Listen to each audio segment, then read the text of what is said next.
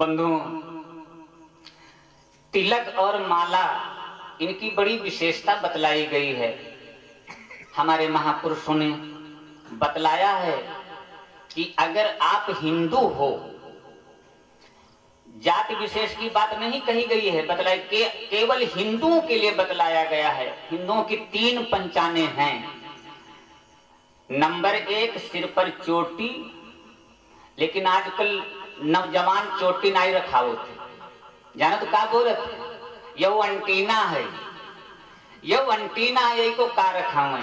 वास्तव में एंटीना ही है।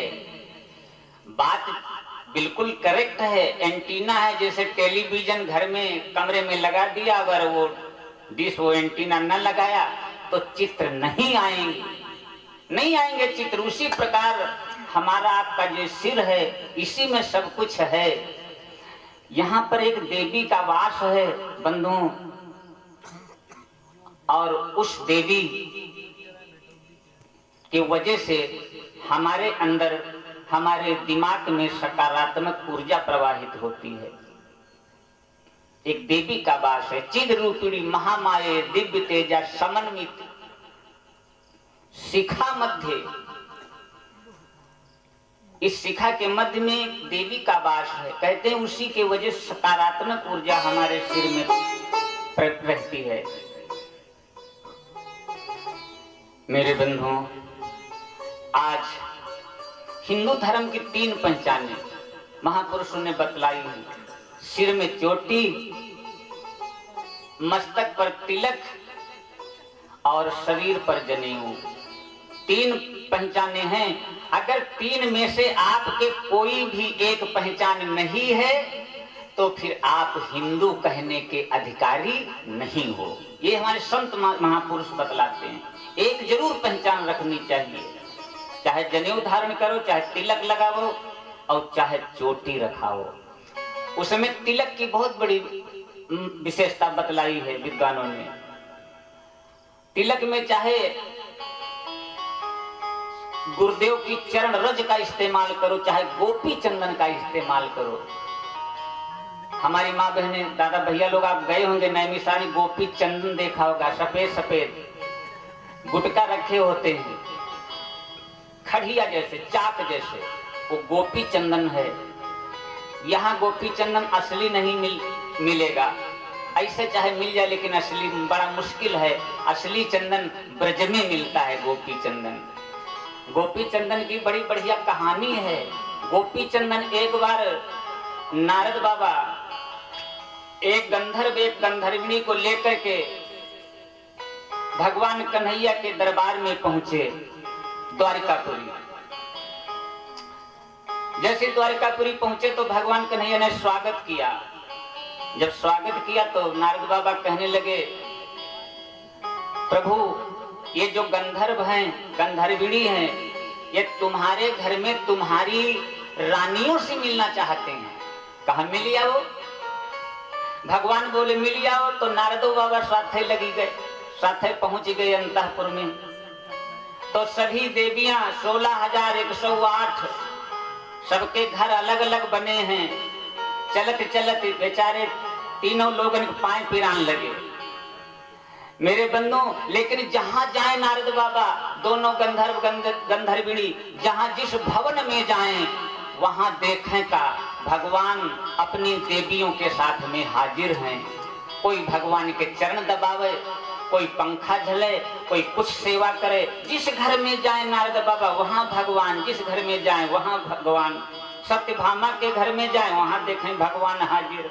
मित्र बिंदा के घर में जाए, वहां देखें भगवान हाजिर। रुक्मिणी मैया के घर में पधारे, वहां भी भगवान हाजिर। लौट आए भगवान कन्हैया के पास, लौट आए नारद बाबा गंधर्व, दोनों गंधर्विणी को ले, पति पत्नी को लेकर। भगवान कहने लगे मिल आए सबसे, कहा नारद बाबा ने कहा मिली का है। जहां जिस घर में मैं गया वहां तुम पहले फाटी पड़े। अरे तुमसे नहीं मिलना था, तुम्हारी पत्नियों से मिलना चाहते हैं दोनों गंधर्व गंधर्विणी, तुमसे नहीं मिलना चाहते, तुमसे तो पहले ही मिल गए। भगवान ने कहा अच्छा जाओ की बार में मिल आओ। तो दोबारा जब फिर पहुंचे तो सभी रानी पटरानी सभी ने घेर लिया। नारद बाबा ने कहा सब खैर कुशल है।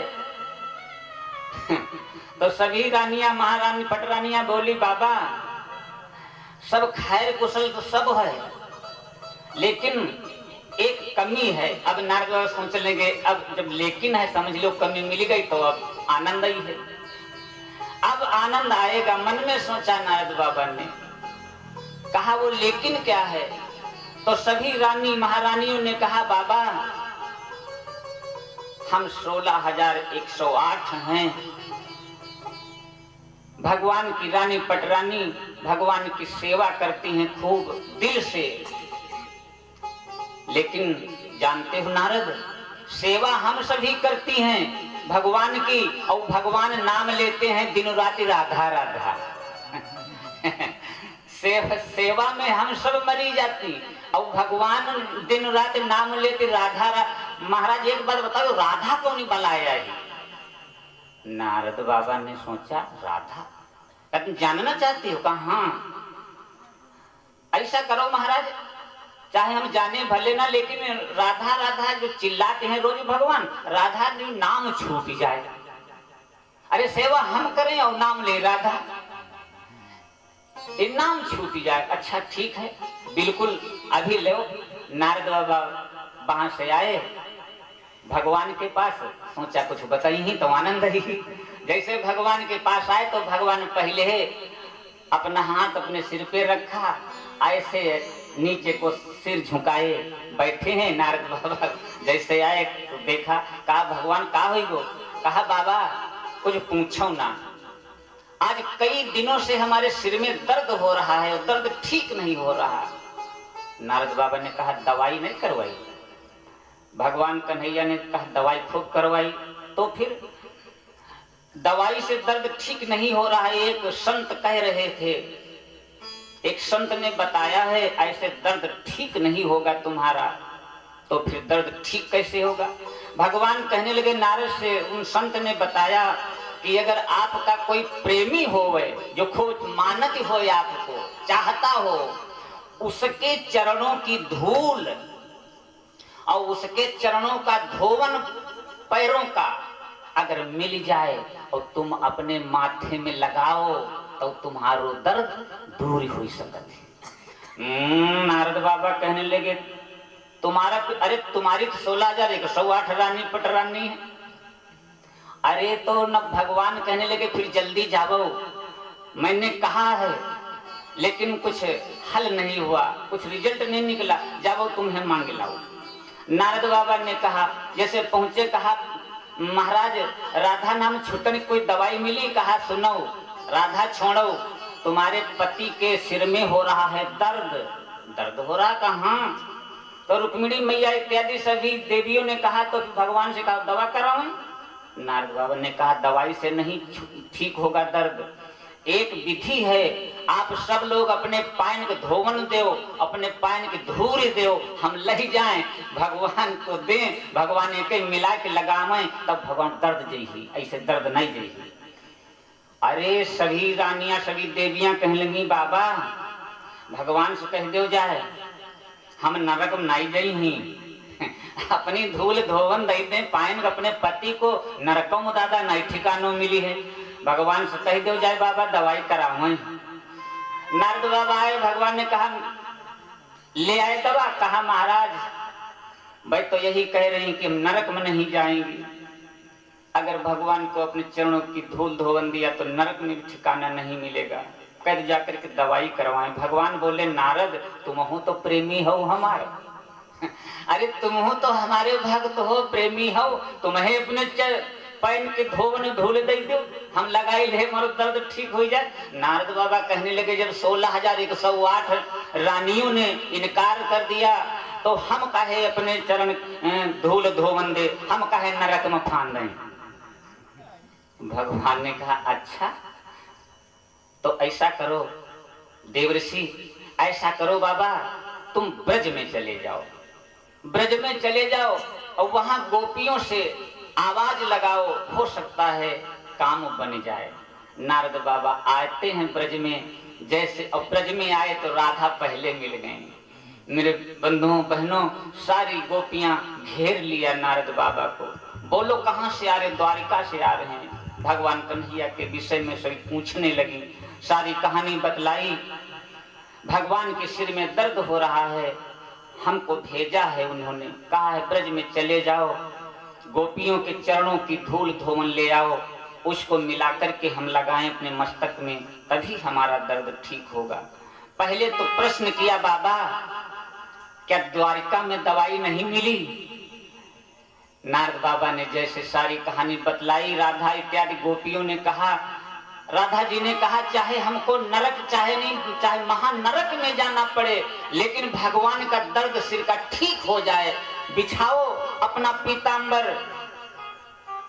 बाबा अपने पैरों को झाड़ा, सभी ब्रज की गोपिकाओं ने, राधा इत्यादि ने अपने पैरों का धोवन दिया, कहा ले जाओ भगवान को जाकर के दीजिए, भगवान का दर्द ठीक हो जाए, हमें चाहे नरक ही नहीं चाहिए, महानरक में जाना पड़े, मंजूर है, लेकिन भगवान का दर्द ठीक हो जाए। मेरे बंधुओं बहनों, वही सब लेकर के पैरों का धोवन और धूल नारद बाबा ने भगवान को दिया, भगवान ने एक में मिलाया, लगाया, उनके सिर का दर्द दूर हुआ। यही है गोपी चंदन, यही है बंधुओं गोपी चंदन, जो ब्रज से लेकर के पूरे भारत में बिकता है। पूरे भारत में नैमिषारण्य में देखो बहुत सारा मिलेगा गोपी चंदन। तो तिलक जरूर लगाएं, भगवान की कथा में आवे, चाहे भगवती के दरबार में आवे, भैया लोग माँ बहन कोई भी हो, बिना चंदन के, बिना रज के, बिना तिलक के ना आवे। पूजा करने जाएं, कथा में जाएं, अपने मस्तक पर तिलक जरूर कर लें। गोपी चंदन नहीं है, तिलक कर लें। शून्य मस्तक से कभी भी पूजा नहीं करनी चाहिए। खैर बात चंदन की बात आ गई, तिलक की तो बोल दिया। नारद बाबा चित्ररेखा को समझाया, कहा तिलक लगा, माला पहन और तब जाकर के द्वारिकापुरी में प्रवेश कर, नहीं तो मारी जाएगी। चित्ररेखा ने ऐसा ही किया। बंधुओं आगे बढ़ी, बाबा नारद को नमन किया, क्षण भर में आज महलों में पहुंच गई अनिरुद्ध कुंवर के। सोचने लगी, कुंवर अनिरुद्ध बहनों सो रहे हैं, सोचने लगी चित्ररेखा अगर मैं जगाती हूं तो हो सकता है गड़बड़ हो जाए, ना जाए, इसलिए सैया समेत पलंग समेत उठा लिया, अपनी माया का प्रयोग किया, क्षण मात्र में आज सोनितपुर में लाकर के कुंवर अनिरुद्ध को रख दिया।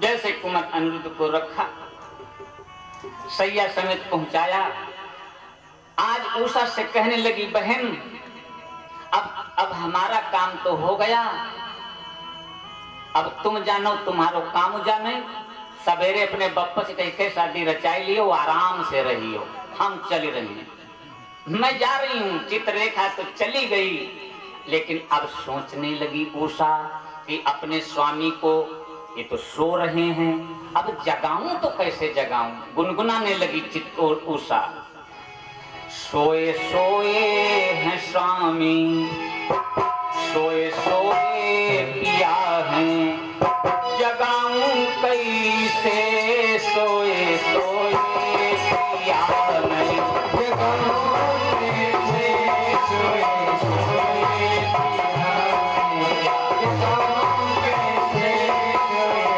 सोए पिया नहीं, जगाऊं कैसे, हाँ जगाऊं कैसे, हाँ जगाऊं कैसे, हाँ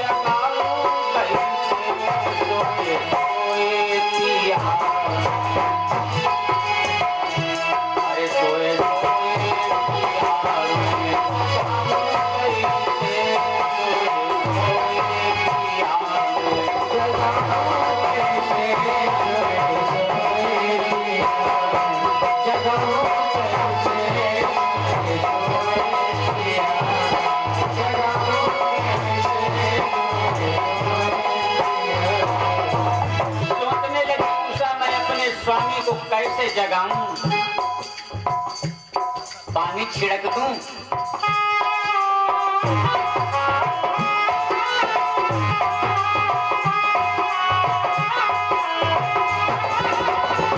पानी छिड़क दूं ना, अगर पानी छिड़क रही हूं तो गड़बड़ है। पानी नहीं छिड़कूंगी तो फिर पंखा झल दूं, हवा कर दूं।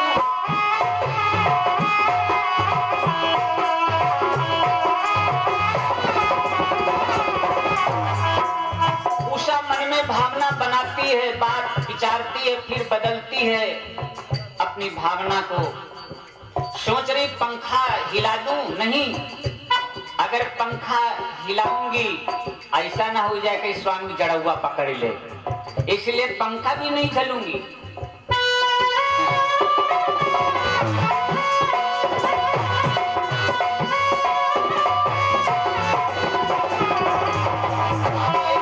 समझ में आई उषा के, और वो कौन सी सब बात समझ में आई? सोचने लगी ऐसे मैं अपने स्वामी को नहीं जगाऊंगी तो फिर कैसे जगाऊंगी? गीत गाऊं, गीत को गुनगुनाऊं, तब धीरे धीरे करके हमारे प्रियतम की नींद टूटेगी। जल्दी में जगाना ठीक नहीं है। ऐसी भावना बनी उषा के मन में, गुनगुनाने लगी। रात्रि का तीसरा पहर है बंधु, रात्रि का तीसरा पहर, गुनगुनाने लगी। प्रियतम नहीं, प्रियतम नहीं, जागत रहने गई, प्रियतम नहीं, जागत रहने गई, प्रियतम नहीं, जागत रहने गई, जागत रहने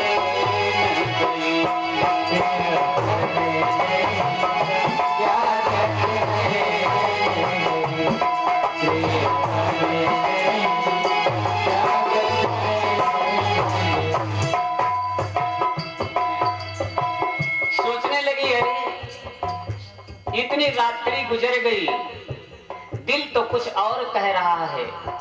दिल कहता है गले से न होने दूं, दिल कहता है गले से न होने दूं, दिल कहता है गले से न होने दूं। भावना बदल रही है क्षण प्रतिक्षण, उषा की सोच रही है। दिल कहता है गले से न जुदा होने दूं, दिल कहता है गले से न जुदा होने दूं,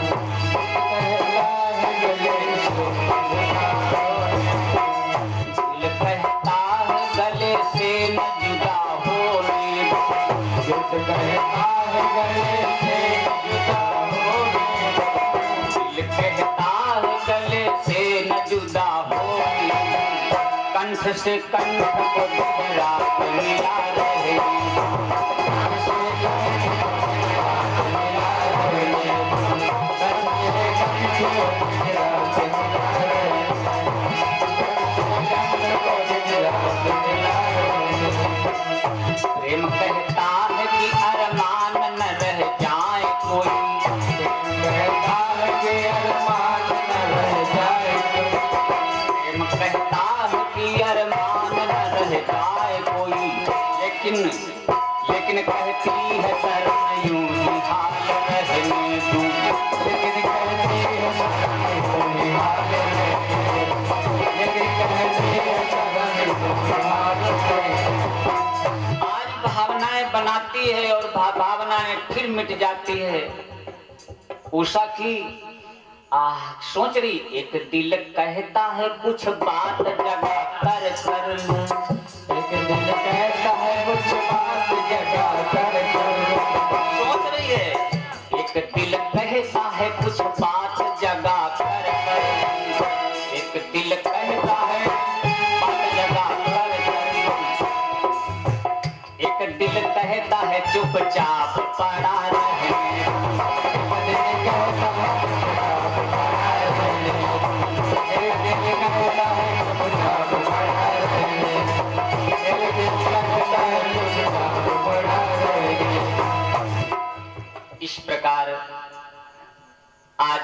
आपस में ही भावना बनाती है, कहीं कुछ कहती कहीं कुछ कहती है। अंत में गुनगुनाया है उषा ने, प्रियतम नहीं प्रियतम नहीं जागत रैन गई।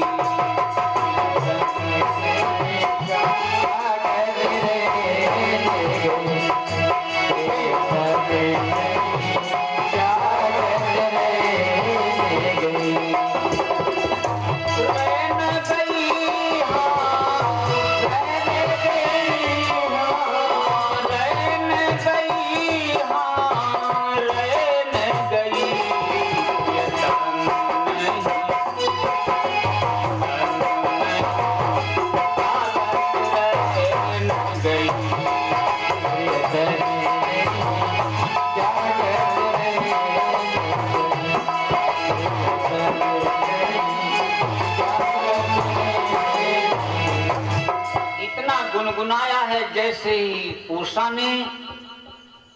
बंधुओं, आज तीसरा पहर रात्रि का कान में वो सुंदर सा राग गूंजा है, जैसे कुंवर अनिरुद्ध के कुंवर अनुज जग पड़े। जैसी जगह देखा अपने को नई जगह, आह इधर उधर देखा, सोचने लगे मैं कहाँ आ गया। भागने को चाह रहे थे लेकिन महल के अंदर हैं। त्यों ही आज हाथ पकड़ लिया उषा ने। स्वामी, जैसे इतना शब्द बोला, अनिरुद्ध कुंवर कहने लगे तुम कौन हो? सारी कहानी बतला दी उषा ने। हे प्राणनाथ, तुम्हें मैंने स्वप्न में पहले निहारा, अब तुमसे साक्षात्कार हुआ। भगवान शिव के वरदान स्वरूप आप मेरे पति हो। जब इतना कहा, आज कुंवर अनिरुद्ध कहने लगे द्वारिका धाम में मेरे को तुम कैसे यहाँ ले आई? द्वारिका धाम से कैसे कौन लेकर के आया? सारी कहानी बतला दी। बातचीत से बढ़ गया परम प्रेम व्यवहार, निस दिन उषा महल में होने लगा बिहार। आज कई दिन गुजर गए, द्वारिका में कोहराम मचा। प्रातः काल देखा तो कुंवर अनिरुद्ध गायब, कोई कुछ कहे कोई कुछ कहे। और भगवान कन्हैया सब जाना है, और बतावे कोई कनाई भगवान कन्हैया सब जानवे अंतर्यामी। कोहराम मचा हुआ, भगवान कन्हैया चुपचाप हाँ में भर रहे हैं, हाँ में हाँ मिला रहे हैं, लेकिन बतला कुछ नहीं रहे। बंधुओं, तब तक इधर एक दिन आज वो दृश्य देख लिया कुंवर अनिरुद्ध और उषा को महल में। बाणासुर की रानी ने, उषा की माता ने, जिस रानी ने देखा,